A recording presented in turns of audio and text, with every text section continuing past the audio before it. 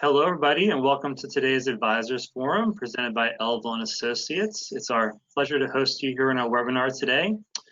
We anticipate this webinar running until about 2:15, including Q&A, and we have a lot to cover, so I'll try to keep my comments brief. As many of you know, for CFPs and CPAs, you may receive 1.5 continuing education credit hours for attending this forum. So please be sure to email me your ID number and last 4 digits of your Social Security number immediately after today's forum for my required record keeping. And some of you have done that already, so I appreciate it. Our next forum will be Friday, July 10th. So please mark your calendars, and invitations and further information will follow about a month in advance. And we also have our quarterly Estate and Trust Administration workshop by webinar on Wednesday, June 10th from 11:30 to 1:30. with 2 continuing education hours available as well. Invitations have gone out for that and will go out one more time if you're interested, where you can visit our website to register. So I'm sure many of you have been on webinars over the past few months and know how they work. So we're using GoToWebinar, and while you are muted, there is an option on the right for you to pose a question at any time, and we'll be sure to get to them. So we're going to launch a poll to get us started and just get you acclimated to participating, and you'll see it pop up on your screen. So we want to encourage participation throughout the webinar, and you'll get a feel for your initial comfort level with topics that we're going to be discussing here. So I'm going to launch that poll, and you're going to see it pop up on your screen. It'll just take you a few seconds to answer that poll, so I encourage you to participate. Just take a few seconds for you to answer. So you see that. You can click one of the responses, and then it should close it, or you can X out of it if it doesn't.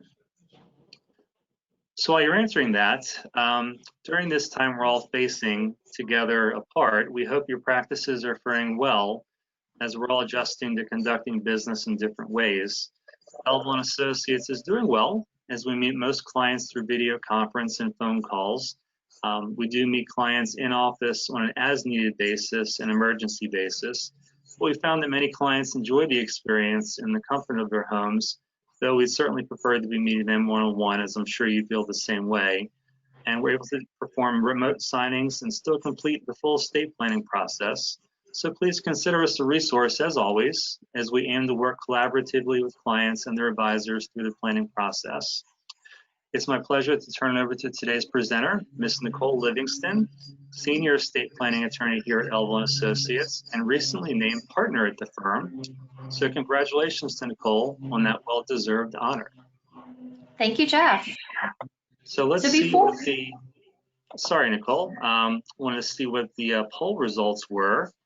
So we have 86% having voted, and the question was, how familiar are you with today's primary presentation topics, taxes and advanced trust planning? And we have 8% saying, I'm very confident in my knowledge of taxes and trust planning.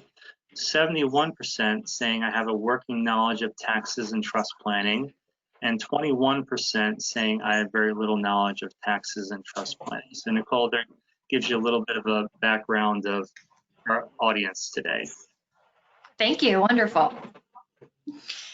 So it seems like the majority of you have some familiarity with some of the topics. So what we're going to do is we're going to go ahead and get started today with our presentation. So hopefully everyone's having a wonderful afternoon. And I wanted to give you some background information about myself before we get started. Some of you I do know, and some of you I know I haven't met just yet. So there we go. So I have an undergraduate degree from the Indiana University of Pennsylvania, and I have a master's from the University of Maryland at College Park.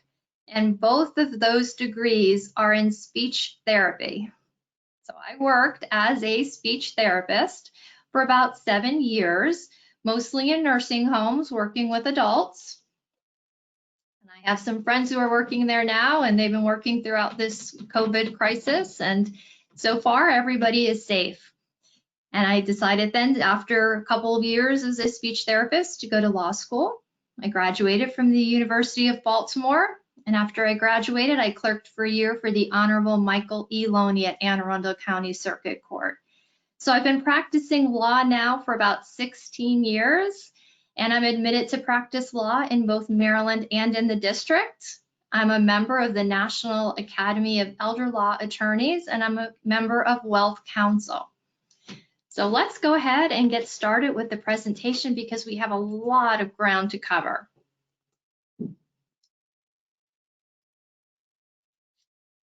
Okay, so today, what are we going to talk about? So I want to have you all walk away with a little bit more technical knowledge about estate planning and about taxes in particular and advanced estate tax planning techniques, and maybe recognizing some planning opportunities for your clients. So we're going to start with an overview of the taxes related to estate tax planning. So first, let's talk about the Maryland inheritance tax. And yes, we do have an inheritance tax here in Maryland.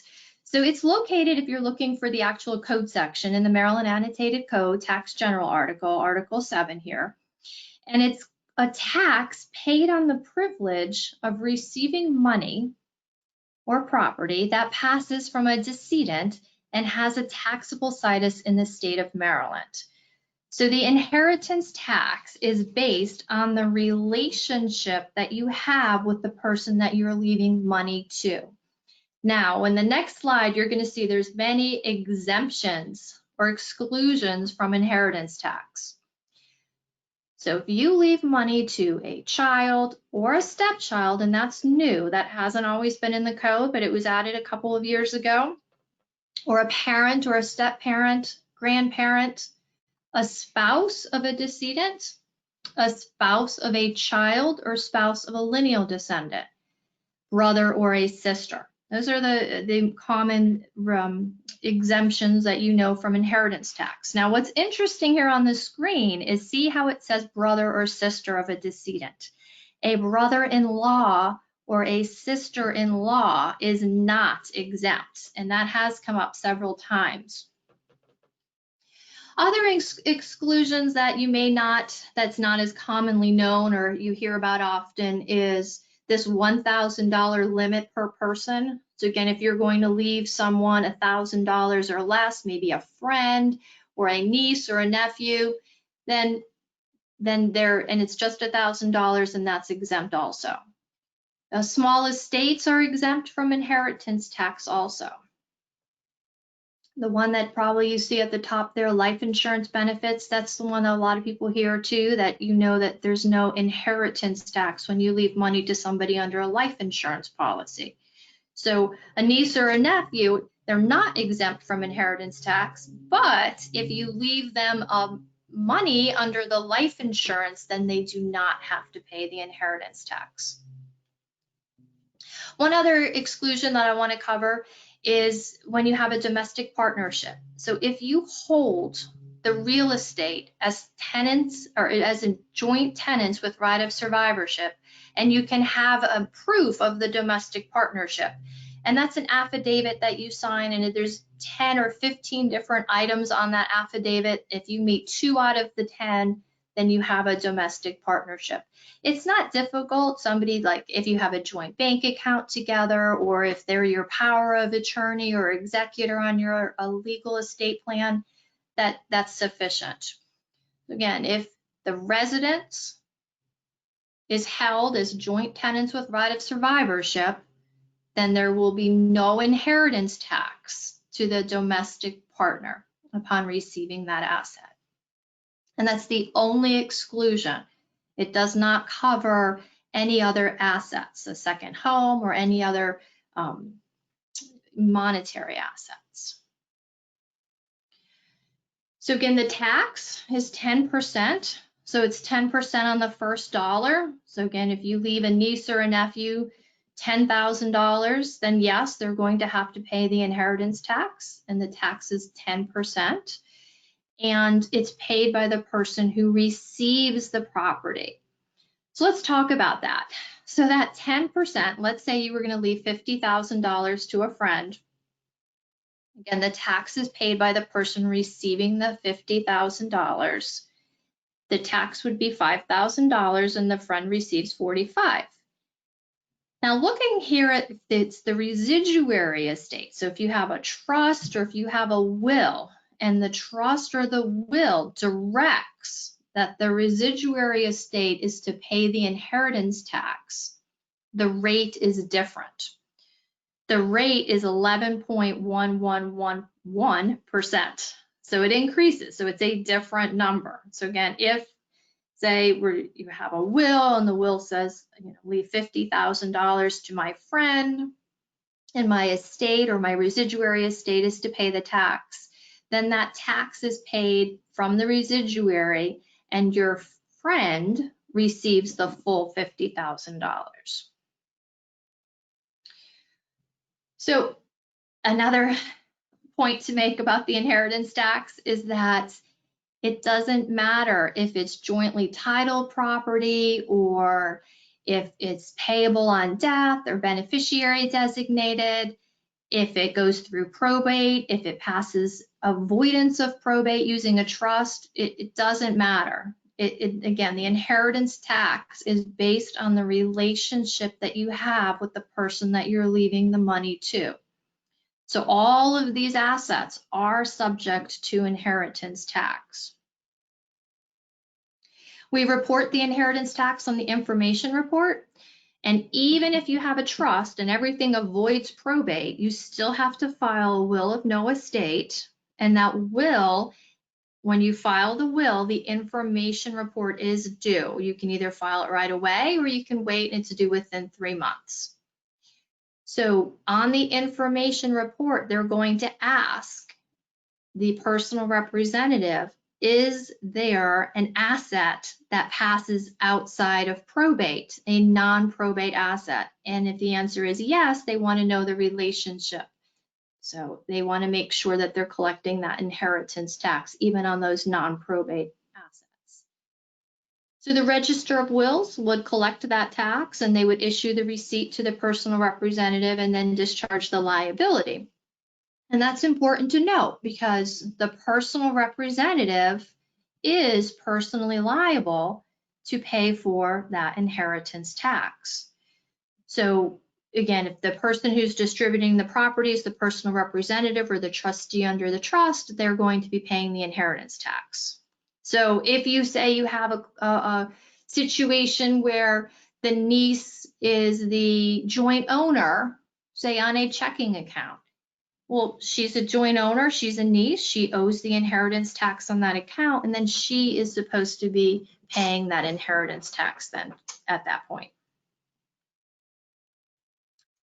So the timing is usually due when we have a formal administration at the final accounting, or if there's no formal administration, it's due when the register determines the amount is due. So again, when we're filing a will of no estate, we file an information report, they can tell us when the inheritance tax is due. The inheritance tax, the Register of Wills keeps 25% of that tax, and then the Comptroller of Maryland gets the other percentage. So that inheritance tax, remember, it's based on the relationship that you have with the person that you're leaving the money to. So let's switch gears and cover Maryland estate taxes. So the Maryland estate tax, the section for the code section, is governed by the Maryland Annotated Code again, Tax General article. It's under Title 7, Subtitle 3, if you're looking for that.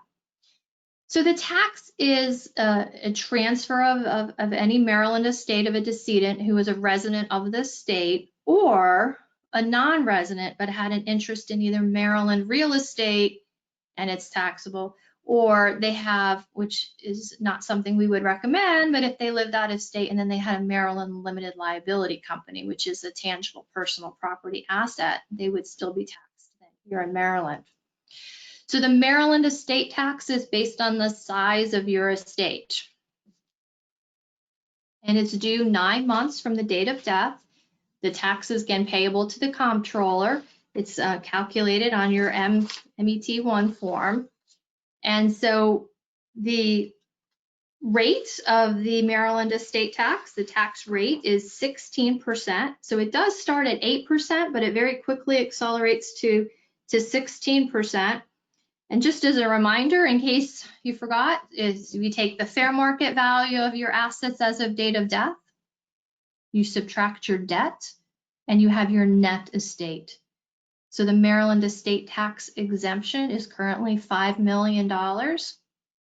So there's an exemption up until $5 million, and that tax is on anything over $5 million. And again, that tax rate is 16%. So we do have portability here in Maryland, and that's been around for a couple of years now. It started here in Maryland last year, and federal was earlier, and it allows the surviving spouse to file upon the death of the first spouse on the MET1. They can actually file the MET1 electing portability. So electing portability, and what that means is basically you're just holding the deceased spouse's exemption. You're just holding on to it. You're saying, okay, I'm not going to do anything right now. My spouse has died. I'm the surviving spouse, and I'm going to port or hold my spouse's $5 million exemption that they had upon their death.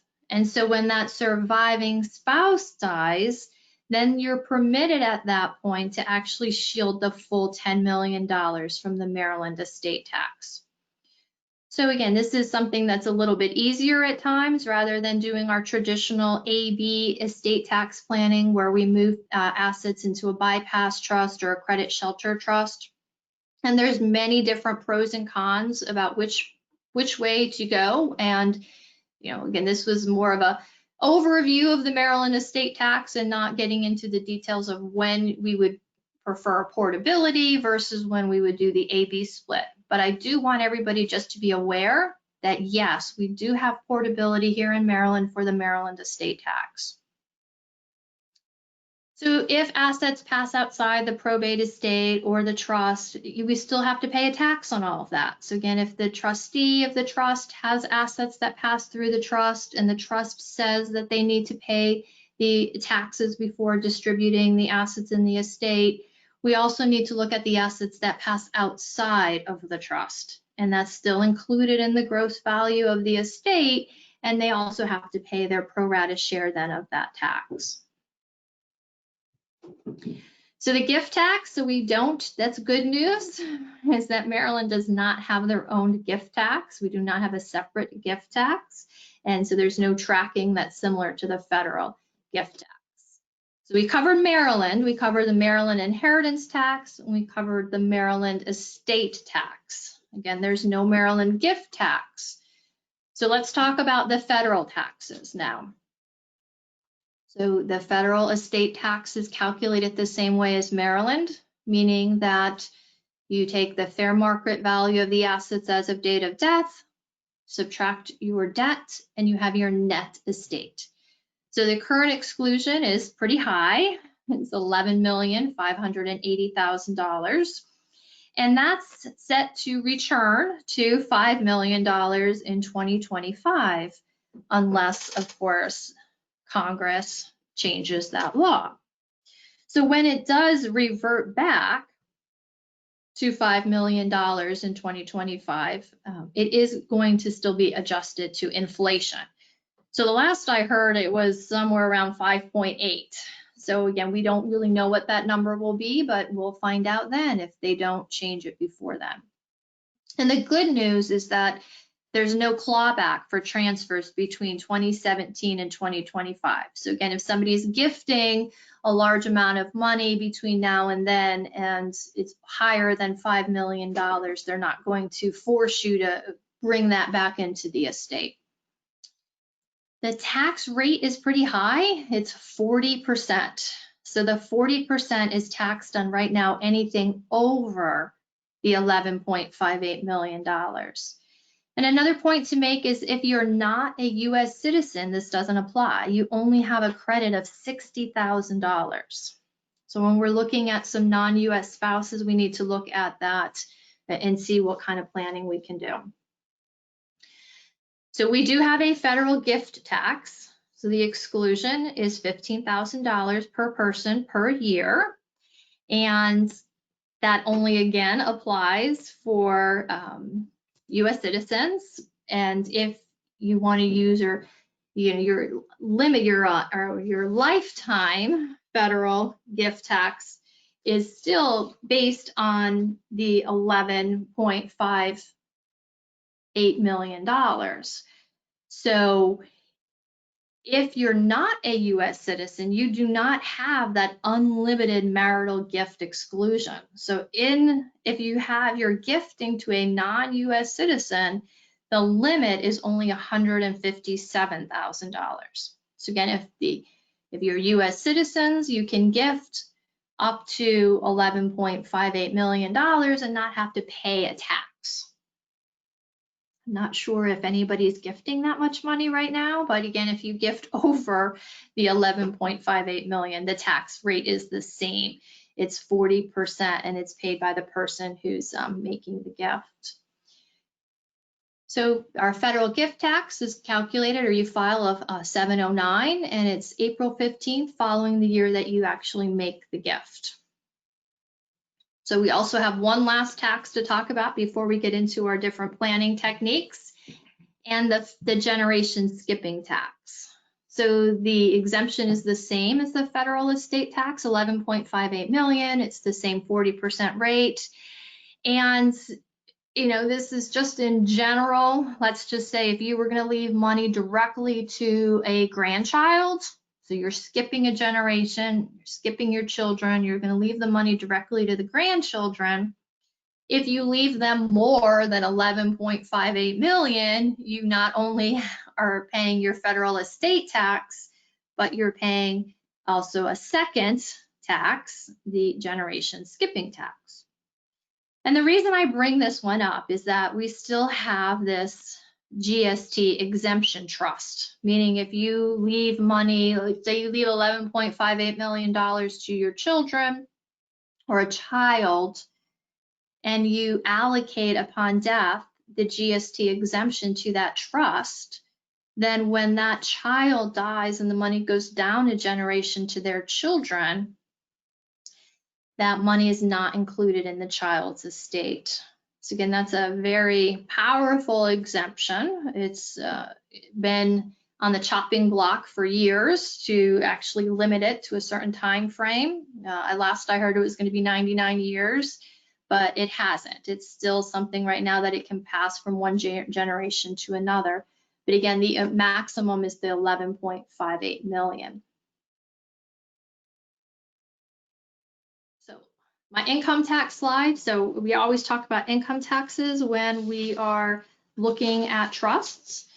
And so I have this slide up here because the most important takeaway from it is that within a trust, if you have assets in a trust, not a grantor trust, but if we're talking about receiving assets and having assets being taxed, the income tax on trusts, once the income exceeds $12,950, which is a pretty low number, you're at that highest bracket there of almost 37% plus the 3,129. So the takeaway from this is that when we're doing estate planning, we do need to also consider the income taxation of estates and trusts, because it's a very accelerated rate, and once we get to that low $12,950 of income, you're taxed at one of the highest income tax rates. So we do need to consider income tax shifting. So we're going to look at that a little bit. My quick review of capital gains, which is paid on the sale of capital assets. Looking at the basis, we still have right now a step up in basis that did disappear for 1 year, if you recall, but it's back. We are allowed to step up assets upon the death and have the fair market value of the assets as the new basis. So I said earlier, remember the income tax issue, it's different when we have a grantor trust. So on our grantor trust, we use the social security number of the grantors usually, and that means that all the income taxes are taxed on their personal return. So they're not paying those accelerated trust income tax rates. So, we have to look at our trust and how it's written and whether it's a non-grantor trust and who has to actually pay the income tax and what tax identification number we use. But for most grantor trusts, the plain revocable living trusts that we often talk about, the tax identification number is the Social Security number of the grantor, the Social Security number. So all income taxes stay exactly the same when we have a revocable living trust. I was just checking to see if I had any questions. Okay, let's now move in. So we finished our quick overview. Hopefully that was an overview of the taxes. And so now let's talk about some planning techniques. So I have about, doing okay, but have about a half an hour. So I think what we're gonna do, the gifting so we have advanced estate planning strategies. So gifting, one idea is that we can just work on some different gifting using our $15,000 annual exclusion, or gifting more than $15,000 just outright. Somebody wants to write a check, $500,000, they can certainly do that, filed at 709. Depending on the asset when you're gifting it. Remember, if you're gifting an asset like stock or real estate, then the person who receives the gift keeps the same basis as the person who had it originally. You do not get a step up in basis when you're gifting. You only get the step up in basis upon death. So that actually limits a lot of gifting programs. People don't want to gift real estate or stock when they know the person who receives that asset is going to receive that same carryover basis. So it does prevent people from doing that gifting. So again, in my slide here, I said that same thing, which is we need to consider and think about the basis if we're just doing an outright gift. And again, that gift is just filed on the 709. So let's talk about the irrevocable life insurance trusts and the purpose of these trusts. So, why do people buy life insurance? Well, it depends on where people are in their lives. They buy it for different purposes at different times. But the key to remember is that when they do, they're essentially buying money, and they're just spending a few cents today to buy a few dollars tomorrow. So when you consider how many times over that original investment may be returned to them, it's hard to think of any other type of asset that has such a great return as the life insurance, which is why I think most people, do invest and have a life insurance policy. So we need to look in the estate planning context, how that life insurance then impacts the estate plan or the estate taxes. So remember earlier when we talked about the inheritance tax, there's no inheritance tax on life insurance, but the problem is that there's an estate tax. So the value or the policy of the life insurance is included in the gross value of the estate. But ownership is the key. So that means that if that life insurance policy is owned in your name alone, or your client's name, then upon their death, the value of that life insurance is included in their estate for estate tax purposes. So for the Maryland estate tax or the federal.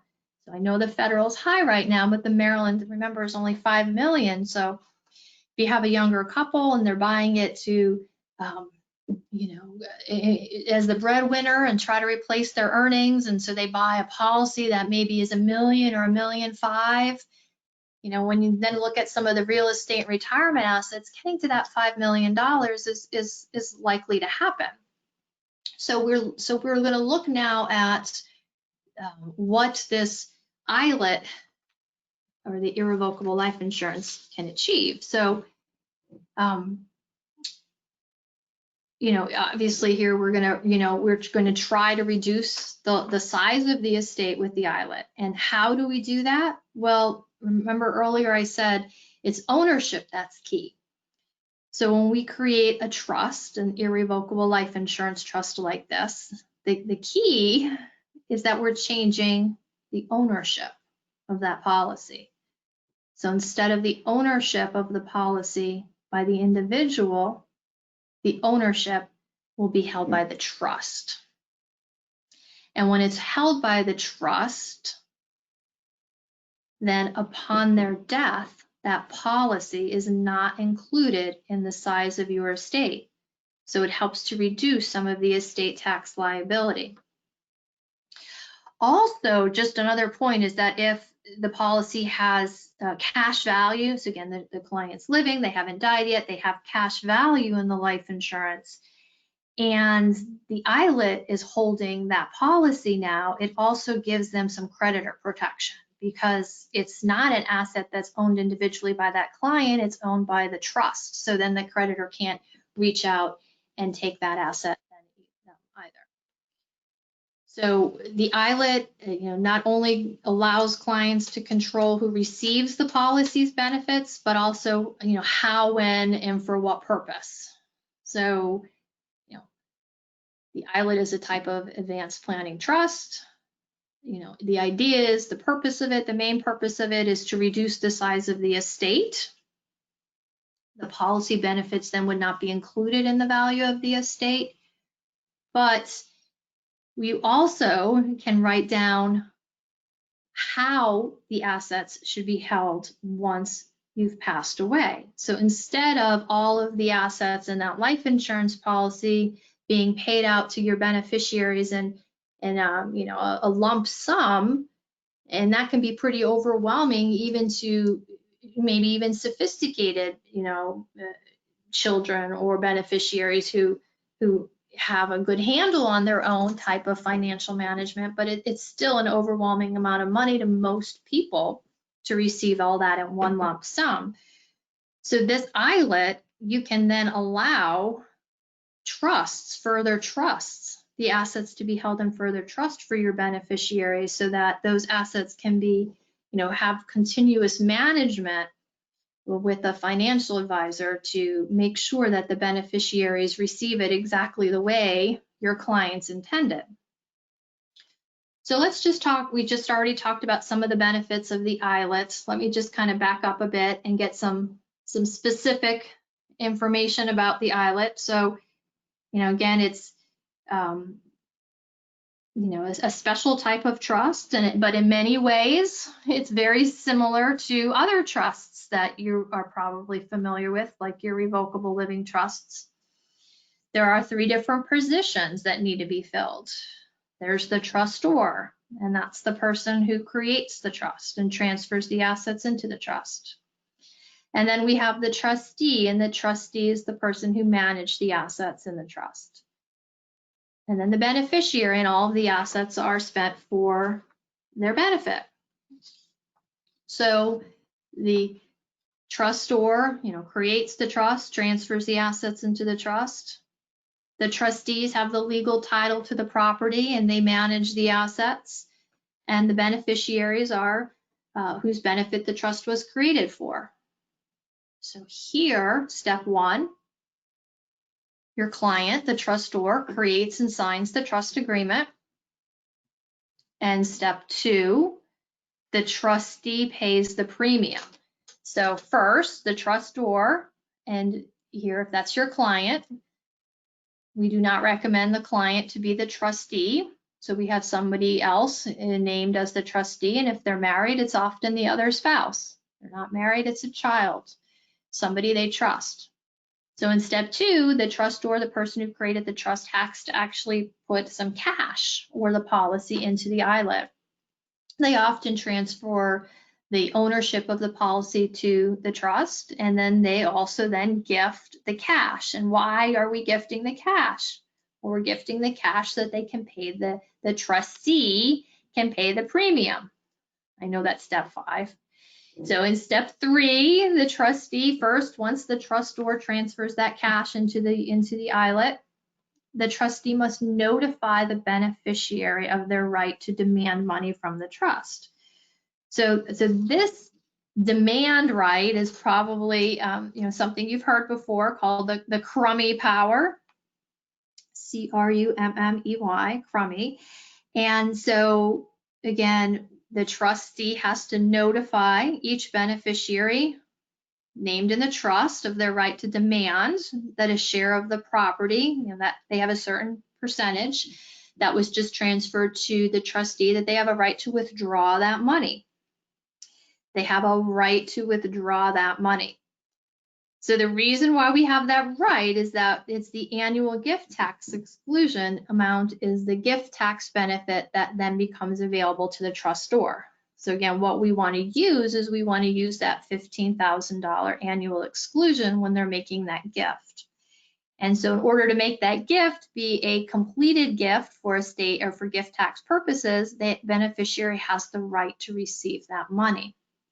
So, step 4, it says that we want that demand right to lapse. Well, what happens if they withdraw the money? Well, if the beneficiaries take the money out of the trust, then the trustee can't pay the premium. So, you can't write to the beneficiary and say you cannot take this money, but if they do, unfortunately, then they do have the trustor has the ability to remove that beneficiary from the trust. So we do have that back door, but still. And then finally, once that demand right lapses, the trustee pays the insurance premium. So this cycle of 2 through 5 has to happen every single time the trustor transfers money into the trust. So then again, that's that Crummey procedure. We need that money to pay the premiums to the premium of the life insurance policy. And then we, usually that withdrawal right is about 30 days. And again, that withdrawal right is there so that that money that gets transferred to the trust qualifies for the annual gift tax exclusion. So one last point on ILITs. I know I'm going to talk about ILITs and CRTs a little bit longer than the other two. So an important point is if you have an existing life insurance policy that has cash value or that we're transferring now into an ILIT, we fall under the 3-year rule. And what that means is if you have to live throughout the 3 years in order for that money not to be included in your estate. So ideally, it's best to set the ILIT up first and then buy the new policy and have that new policy be owned by the ILIT. And when you do it that way, you're not within that 3-year rule. Okay, so I'm going to move on from my ILIT. Just checking to see if I have any questions. No, okay, good. So let's talk about QPRTs. I know we have all these expressions, don't we? Qualified Personal Residence Trust. And I'll be brief about this one because, to be honest, with our exemptions being so high, it's not necessarily the first type of estate planning trust that I would turn to. So let's just go over its purpose here. So this is a very specific type of trust, again, to allow your client, the grantor, to remove a home. It's usually their residence. It doesn't have to be. You actually could put a second property in this trust too, but a rental property. But again, it's usually the residence that you're transferring to the trust to reduce the amount of gift tax and removing the home from the estate for estate tax purposes. So there's a split interest planning here between the current beneficiary, who would be the grantor, and the remainder beneficiaries. So basically what we're trying to do is we're trying to transfer out of the estate the residence at this low gift tax value. And so again, you have the trustor, who's the owner of the residence. Here, the trustee actually can be the owner. And then the beneficiaries, the trustor is still the current beneficiary of the trust. And then the remainderment is often usually the children. You want to gift the house to a child or another family member. Well, that child or family member would be the remainder owner or beneficiary. And I say remainder because we write this trust for a specific term of years, either a term of 5, 10, 15 years. And during that time period, the owner of the residence still lives in the house and they rent free. and they have no income tax consequences. That means all the income taxes it's still taxed on their Social Security number. And then after the term ends, say it's a 10-year term where they're owning the house still, after 10 years, the house transfers to the children or the remainder beneficiaries. And when that happens, now the grantor, the trustor, can still live in the house, but they need to pay rent, fair market value rent. And now that, as soon as I tell that to a client, that completely turns them off from this trust. But if you want to look at it in another way, when they're paying that rent, that's another reduction of their estate, because that's actually not a gift. So when they're paying the rent to that child to live in the house, you're actually reducing the estate even more, because that is not a gift. Okay, so what happens though if the grantor dies before that term ends? Well, you're out of luck. The house is like it was before, and it's included back in the gross estate. So the grantor has to actually die after the term ends. Remember, when they're paying rent. And at that point, the house is excluded from the gross value of the estate. So, this retained interest that they have during those term of years is qualified. It's a qualified retained interest, and its value is then determined under section 7520.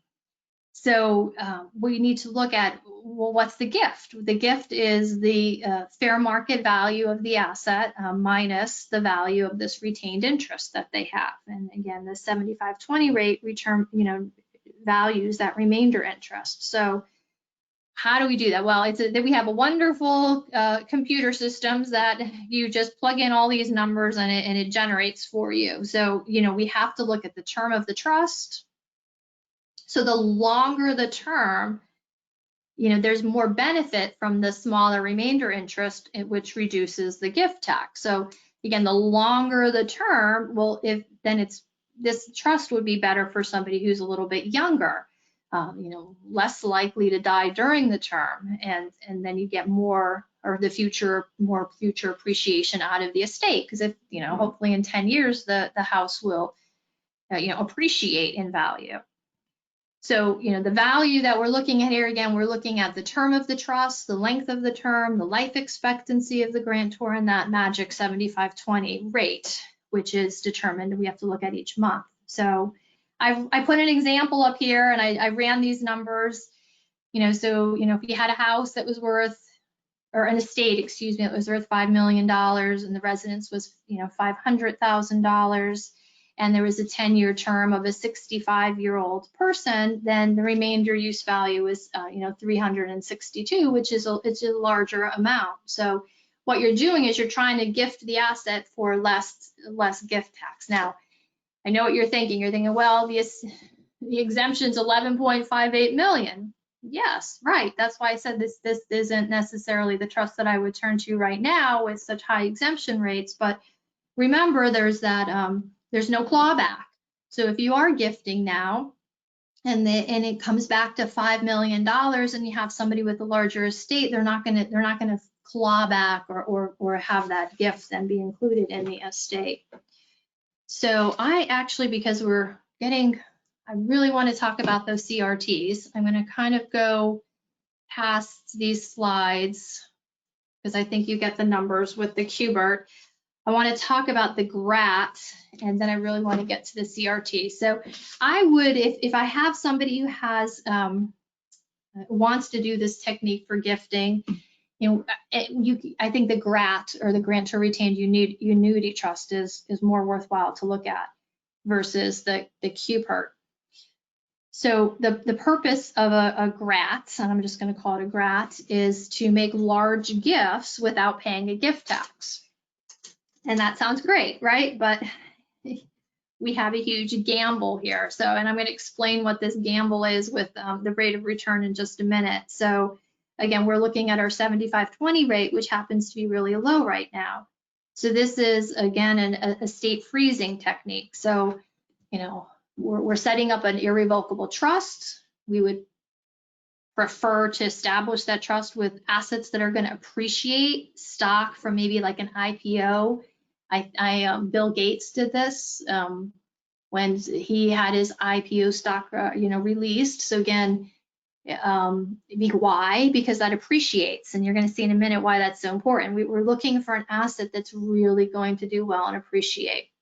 And we have that same split interest planning where you have the trustor, they establish the trust, they transfer their assets to the trust, they can manage the trust assets, and we have two beneficiaries again. The current annuity beneficiary, which is the grantor, the person who's establishing the trust, and then the remainderman, which let's just say here it's the children. They want to gift money to their kids. And so we still have the same kind of term. So during the term, you gift the money into the trust and you receive an income stream back. That's your annuity. You're receiving the amount of money that you invested in the trust. You're having that money being returned to you. And you can pick a different term. It could be 2 years, it could be 10 years. But what happens? So what happens at the term? So, during the time period, the grantor retains that right to receive the assets during your term.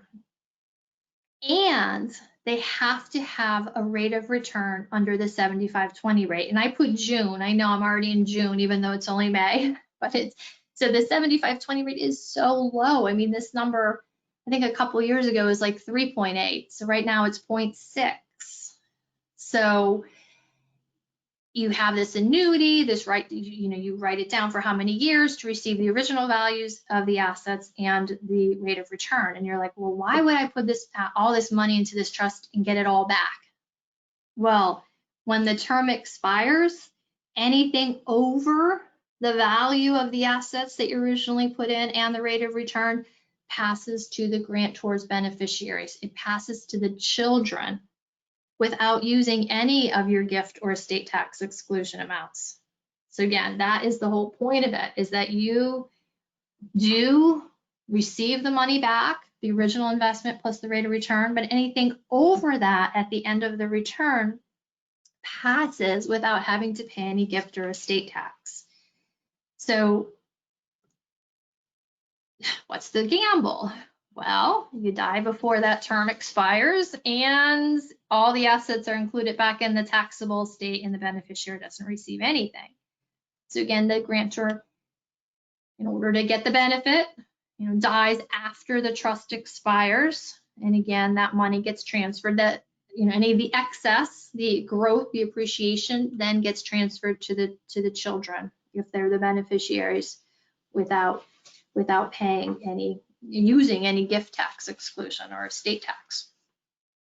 So there's something called a zeroed out GRAT where you want to actually have the all of the money returned to you, all of the money you originally put in there and the 75/20 rate of return. You want everything to return to you and have it kind of just all zeroed out.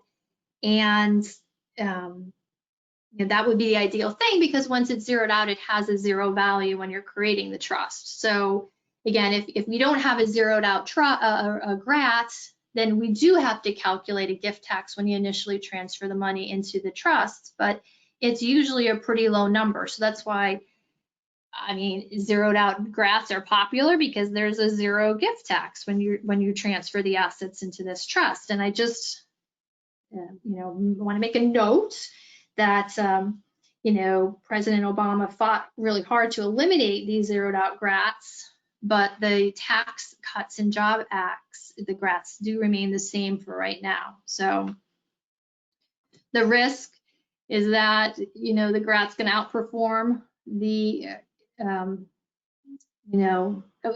the risk, if you want it to, the property transfers to GRATs, you want it to outperform that rate. And if it doesn't, then, we're not getting any benefit for it. And you want the grantor to live till the end of the GRAT and then hopefully not need any of that property or that asset to pay for any expenses.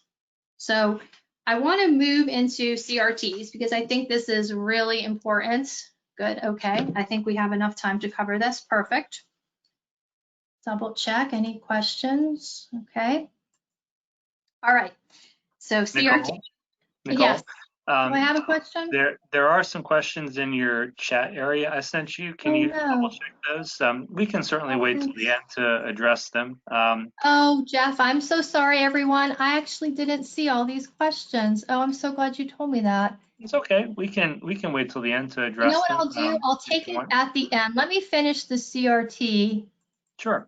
And I actually didn't see. I'm sorry. I'm kind of new to using this program. I apologize. And I see them now. Sorry. Let me cover the CRTs, and that I should be able to do this in 10, 15 minutes, and then I'll take all the questions, and I think we'll be right on track with our time. So sounds great. Okay. Thanks. All right, sorry.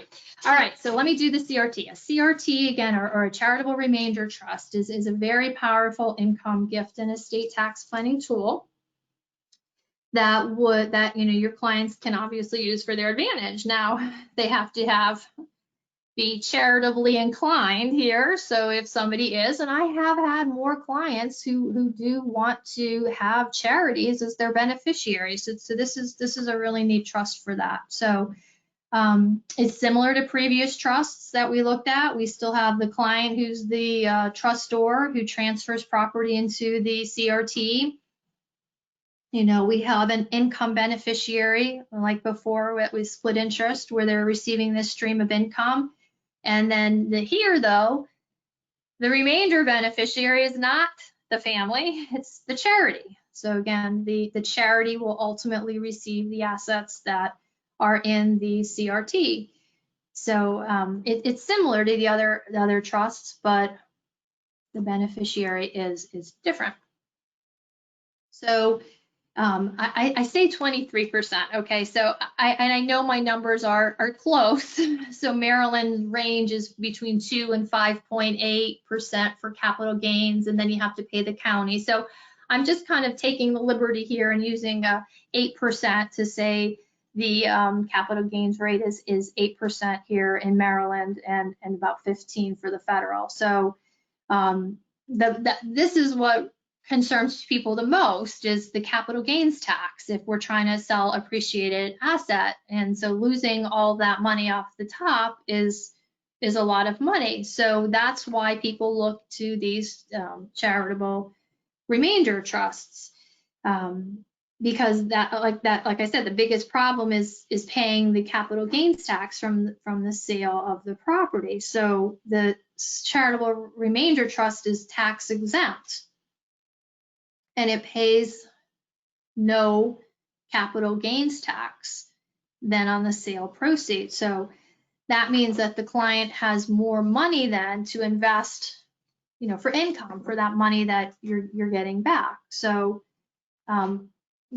we're looking at this, the donor's gift here. So with the charitable remainder trust, and when we're gifting money to the trust, it's divided again into that income component and the remainder component. And the income component is a stream of payments received by the income beneficiaries. And it can either be an annuity or it can be a unit trust.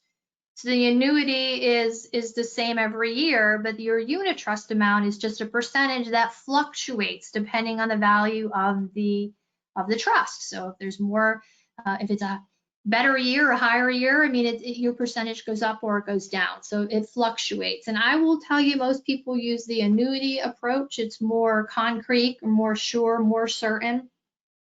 So again, they have this stream of payments that they receive. So they've transferred the asset into the trust. We get the charitable deduction, and you don't have to pay the capital gains tax. And now they're going to receive money throughout their lifetime. That the grantor is going to receive this annuity, you know, over their lifetime.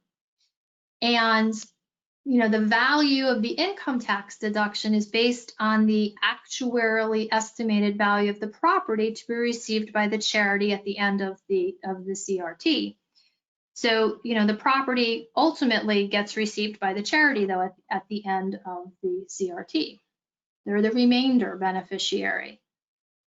So what are our goals of the charitable remainder trust? Well, that number one goal is to defer that gain on the sale of the property, and of course you have to have charitable intentions of providing a benefit to the charity, and then the reinvestment of the principal. So, remember that the trustor receives that charitable deduction related to the value of the remainder interest.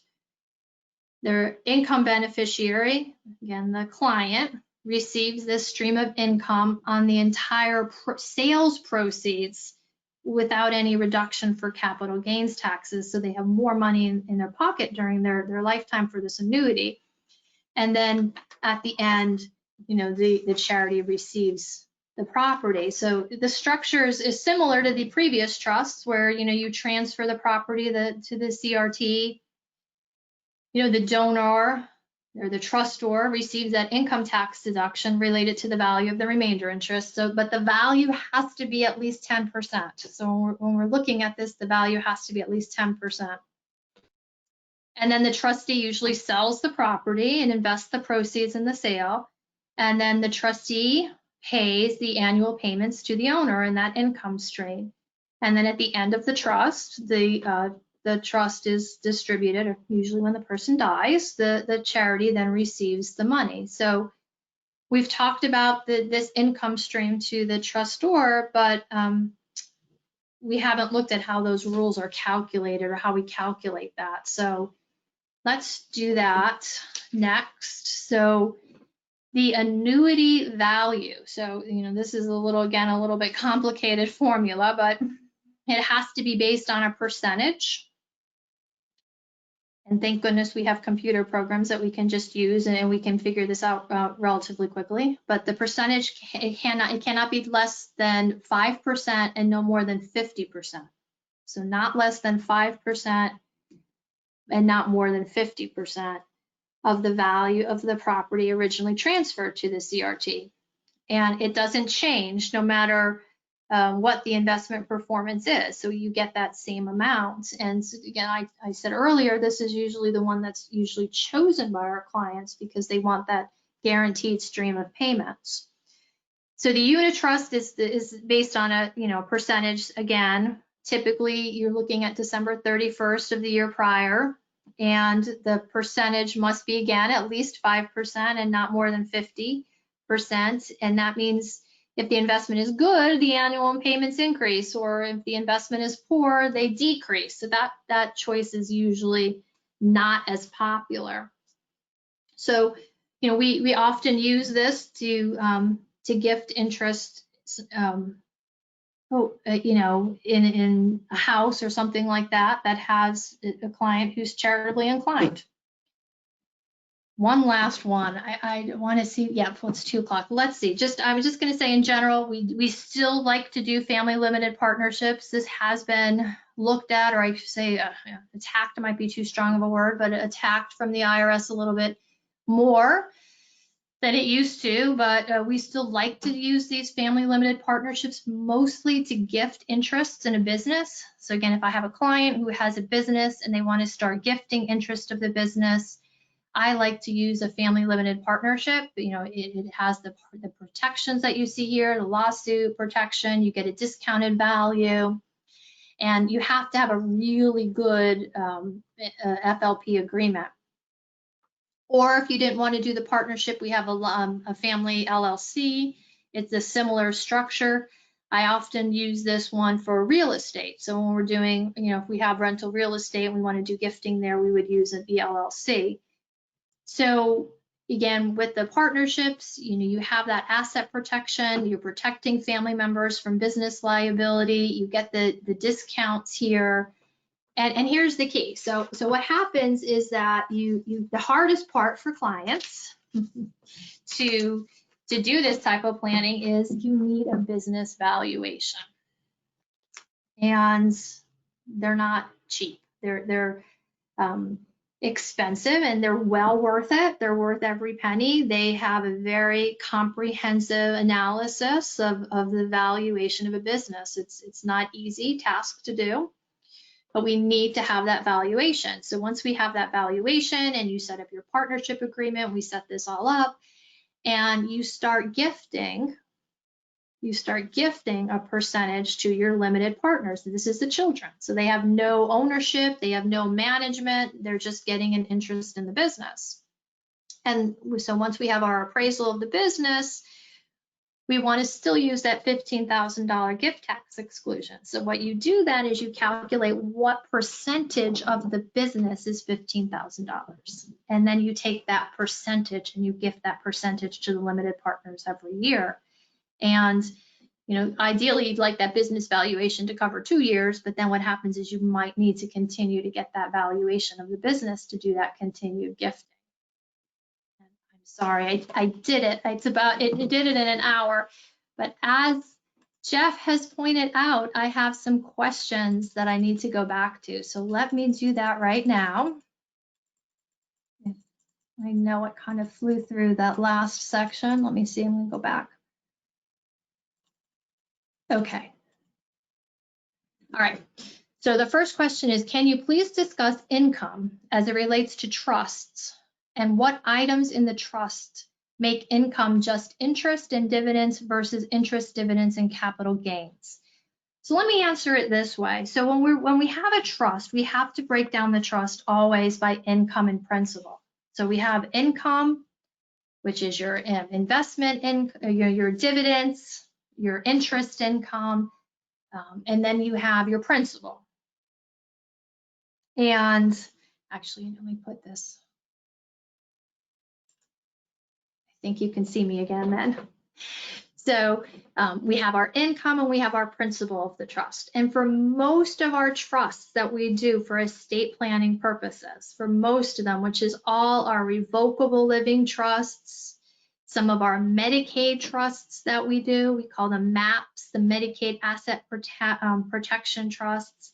All of those trusts are grantor trusts, or what we call intentionally defective grantor trusts. And we use those trusts that way because of the income taxation of trusts. So all of our grantor trusts, we want to keep the social security number of the grantor for income tax purposes. Because if we don't have that grantor trust, then once the income of those assets, which is if you were going to sell an asset, right, and you were going to sell a stock, then we would have to pay that capital gain on the stock. Or if the income has to accumulate in the trust, so again, we don't have a grantor trust, we have a non-grantor trust, and income accumulates in that trust, and we're not paying that income out to the beneficiary. Once that income hits that $12,000 mark, we're at that highest income tax rate.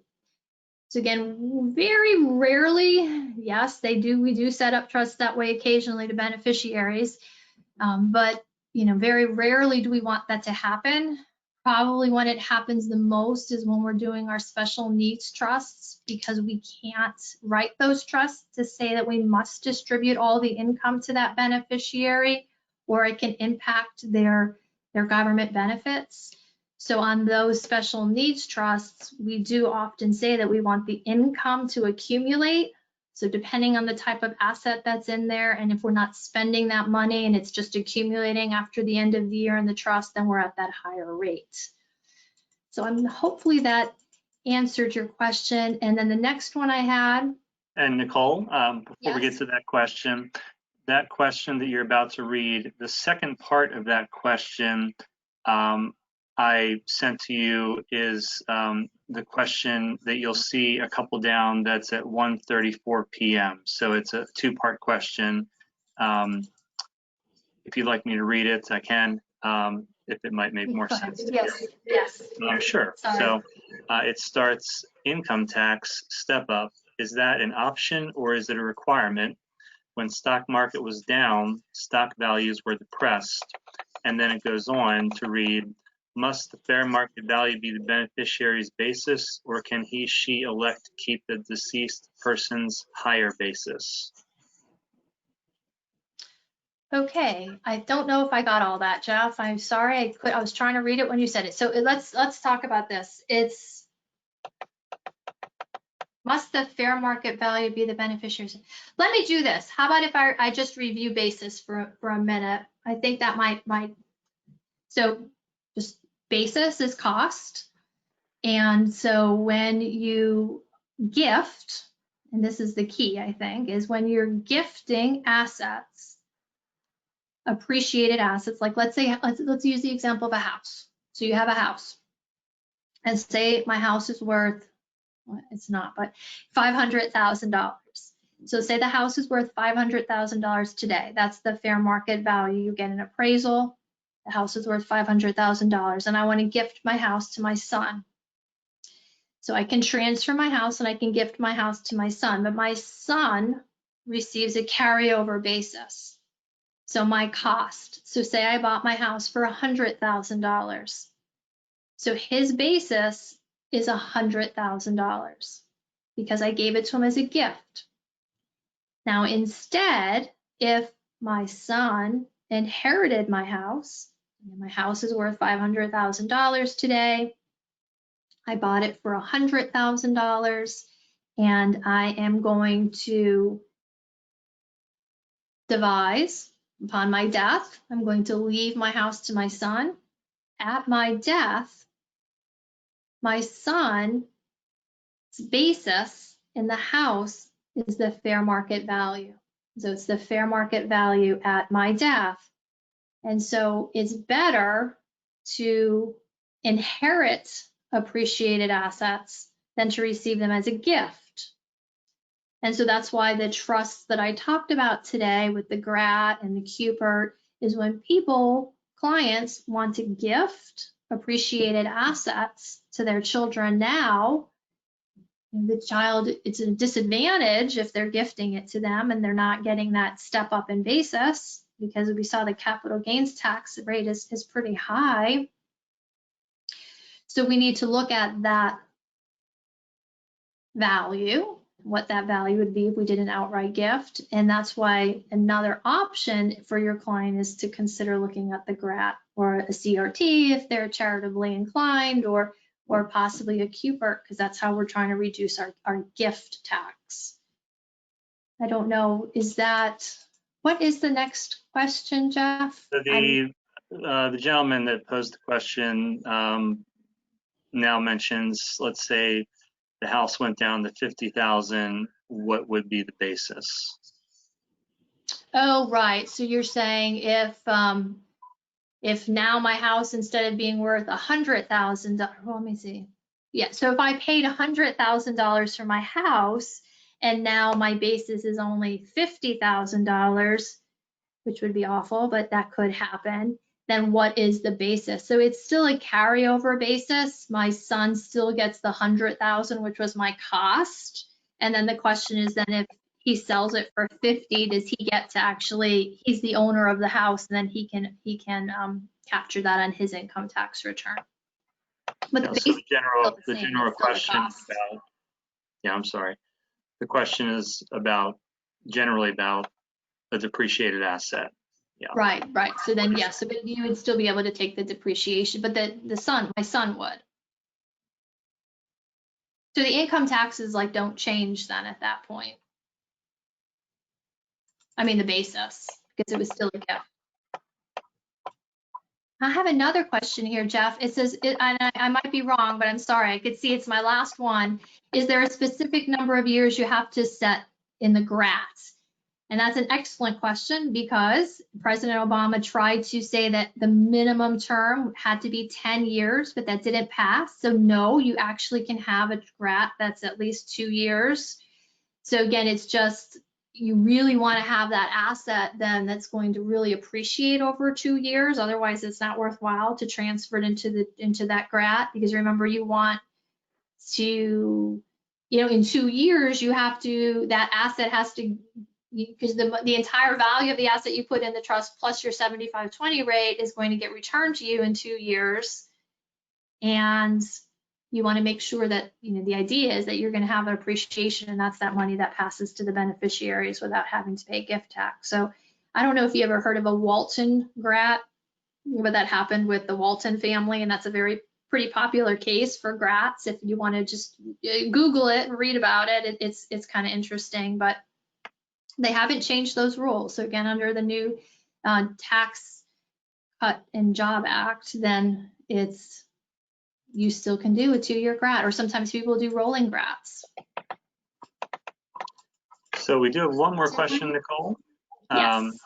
Question is, does a life insurance trust file a tax return assuming the insurance pays enough dividends to require one? So on our ILIT, so when we have an ILIT and we create the trust and we transfer assets into the trust, we do obtain a new tax identification number. So that trust gets a new EIN, or a new tax identification number. And honestly, for the most part, it's not really earning enough, because what happens is you're putting money into the trust to pay, like you put the money into the trust and then 30 days later, you're taking all that money out of the trust to pay the premium. So income is not usually accumulating in the ILIT that you would need to have to pay an income tax return on that trust. Now, that being said, you can transfer, you can transfer more cash into that trust. It doesn't have, but most of the time, it's just usually enough cash to pay the premium every year. But it does get a new EIN number.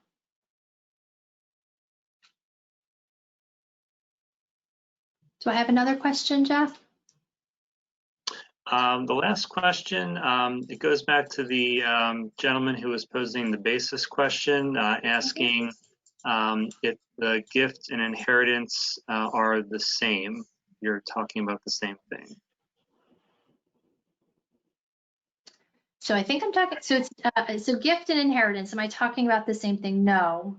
So an inheritance I'm talking about is when someone dies, versus a gift would be something that you would do during lifetime. So a gift, or the gift tax, is something that a transfer made by the grantor during their lifetime. But an inheritance is something that a grantor will leave to somebody at death. So during lifetime, gift, and then we would have the carryover basis. And then the grantor at death leaves an inheritance. Then that individual who receives that inheritance or receives that asset gets that step up in basis. So gifting, carryover basis. At death, or the inheritance, you get a step up in basis. And that's why capital gains, that income tax, is so critical when we do an analysis as to whether or not somebody should gift an asset outright, and then the beneficiary possibly pays a 23% tax if they sell it, versus do we just keep it in the estate? And remember, only if we're over $5 million do we have a Maryland estate tax. And remember, the estate tax in Maryland is 16%. So our Maryland estate tax, 16, is less than the capital gains tax. So I haven't had too many clients, once the exemption went up to 5 million and went up to 11.58 million, interested in a lot of these strategies. It's for your higher net worth clients, the clients who have even over 11.5 million right now. This is a great time to do GRATs or QPRTs. I'm so sorry, I can't see the questions, Jeff. I don't know if there's any more. Is there? No, that's everything right there. I think if you have any other questions specific, just go ahead and email Nicole. If you flip the last slide there, Nicole, you have Nicole's contact information, Nicole@ElvilleAssociates.com, or by phone. And we appreciate your support of our Advisors Forum series. We have another one again on July 10th. And if you have any thoughts on topics of interest that you'd like us to be talking about, or ways that you'd like to see us improve on this, or things that you really liked about our webinar, please feel free to give me an email at jeff@elvilleassociates.com. And we'd love to hear from you as always. And we hope that you're, again, faring well during these different and challenging times that we're all facing together apart. But let's give Nicole a virtual hand for a job well done today. And we want to thank you again for being part of our advisors forum today. Again, any questions, again, please feel free to reach out to us. And if you want to get CFP or CPA credit for today's webinar, feel free to email me, and I'll go ahead and get the information submitted tomorrow. I just need your ID number and actually the last 4 digits of your social security number. So look forward to seeing you, and hopefully seeing you soon again. And we'll look forward to hosting you for another webinar soon. Have a great day, everybody. All right, stay safe. Bye-bye.